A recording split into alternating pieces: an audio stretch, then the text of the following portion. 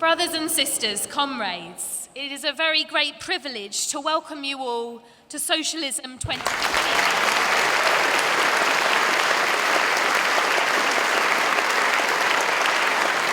My name is Jawad Ahmed. I'm here, I'm as a speaker. I'm very pleased to be here.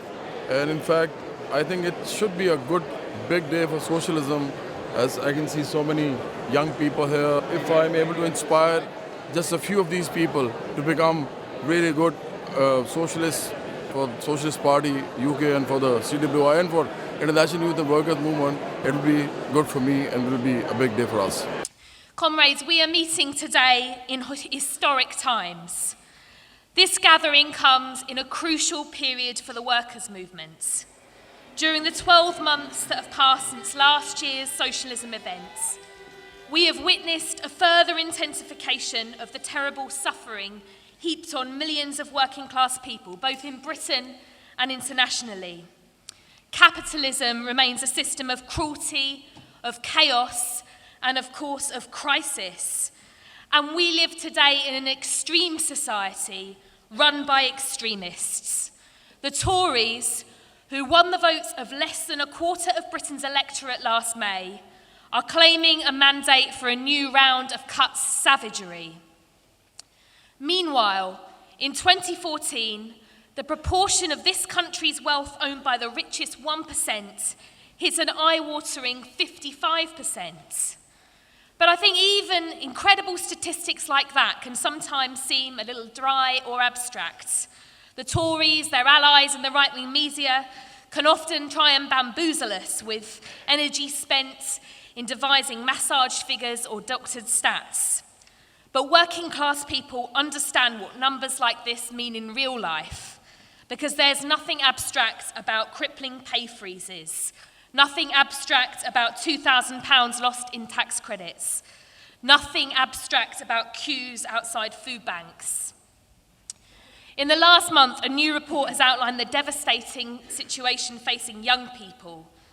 The next generation face a world in which they will have to work harder for less, and this fact alone is enough to condemn capitalism.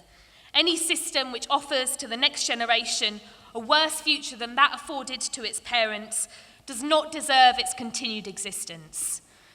But the times that we live in are historic, not just because of the depth of the crisis, not just because of the levels of misery being inflicted on working class people. The last 12 months have been a time of suffering, yes, but they have also been a time of resistance, of transformation, and of renewal. The central theme of this weekend is that socialism is back. Back on the agenda, back on the lips and in the minds of many workers and young people. In September, we witnessed a political earthquake in Britain. This came in the form of the tremendous election victory of Jeremy Corbyn, which was on the back of an upsurge of anti-austerity feeling, of a deep desire for a break with stale, pro-cuts New Labour. But now the fight is on. The battle for Labour's soul is in process. And in this battle, as in every battle that we face, it's crucial that our movement and that our class is well armed. So, comrades, we are here this weekend to arm ourselves with ideas, with the rich experience of working class history, with the lessons of struggles taking place internationally, with the organisational tools we need, but above all, with the ideas of socialism and of Marxism, ideas that can change the world. Every one of the speakers on this stage has a unique contribution to offer us tonight. Each has experience and insight that can help us be armed for the struggles we now face. So to open tonight's rally, I'd like to invite our first speaker to take the floor. It's going to be Helen Pattison of Youth Fight Austerity. As many of you will have seen, on Wednesday, thousands of students marched on London streets. And what the press like to call the lost generation is clearly not resigned to its fate. So Helen's going to speak now about the situation facing young people and the fight back. Thank you.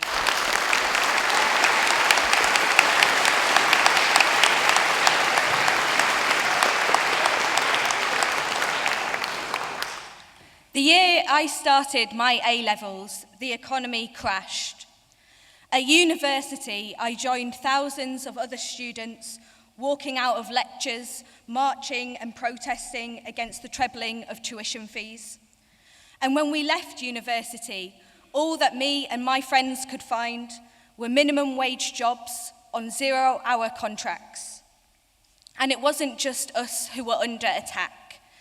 We saw jobs disappearing forever, pensions being cut, and services dismantled. I was asked once, on some protest, why I was a socialist. But capitalism has only ever let me down. As long as I've been an adult, this system has been in crisis. And over that time, the rich have gotten richer.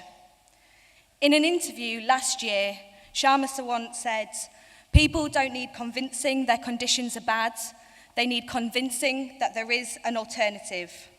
And the struggles around the world, particularly of young people, for wages we can live off, against austerity and corruption, have shown the willingness of this generation to fight for that alternative. In America, the media have called my generation the generation of self-proclaimed socialists, because we are proud to wear the badge of socialist. The media there can't understand why young people have flocked to the rallies of grey-haired socialist Bernie Sanders. And here the media is similarly confused with the response that Corbyn has had. One of his young supporters said, "People call him an old-fashioned socialist, but to me, his ideas are new." There is enough wealth in society for everyone to have a decent standard of living, but that wealth is hoarded by the 1%. Shared out and democratically planned, it would mean jobs and services and an education for everyone. The latest Tory budget was an all-out assault on young people who were kept out of the living wage, will lose all their housing benefit, and saw student grants scrapped. We must fight austerity. Capitalism is broken, and it will never work for the 99%. It must be changed. Since the Tory re-election, there has been huge enthusiasm for an alternative. On protests and at meetings, socialist ideas have been more popular just because capitalism offers us no future. Told to blame ourselves or blame each other, lucky if we're on a 0-hours contract, lazy if we're unemployed, and bad at budgeting if our poverty wages don't last the month. We're told that we've lived outside our means, even if we were teenagers when the crisis hit, hardly in charge of the economy. If capitalism can't afford us £10 an hour minimum wage or free education, if it can't afford a decent standard of living for working class people, we can't afford capitalism any longer. An alternative is possible, and that is why I'm a socialist.